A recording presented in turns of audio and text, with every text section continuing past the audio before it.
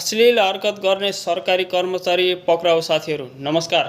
सार्वजनिक स्थानमा अश्लील हरकत गर्ने सरकारी अधिकृत विरुद्ध साहसिक रूपमा प्रतिकार गरेकी रितु खनालले प्रहरीमा औपचारिक जाहेरी दर्ता गरेकी छन्। साथीहरू, घटनाका आरोपित सुरेश भट्ट पक्राउ परेपछि उनले सामाजिक सञ्जाल मार्फत आफ्नो अनुभव, पीडा र न्यायको यात्राबारे खुलासा गरेकी हुन्। साथीहरू, ऋतुका अनुसार इमाडोलमा हिँडिरहेका बेला 55 वर्षीय भट्टले अचानक अश्लील हरकत गर्दै आफ्नो गोप्य अङ्ग देखाएका थिए।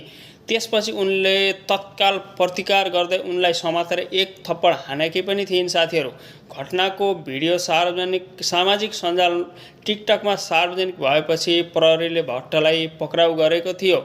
प्रहरीले भट्टलाई पक्राउ गर्न साथ रितु खनालले सामाजिक सञ्जालमा लेखेकी छन्, धन्यवाद गृहमन्त्रीज्यू, आवाज उठाउँदा न्याय पाइने रहेछ।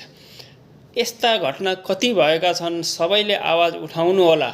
आफ्नो क्षेत्रबाट आवाज उठाउनु भयो भने अवश्य पनि न्याय पाइनेछ। धन्यवाद। कमेन्ट गर्नुहोस् साथीहरू।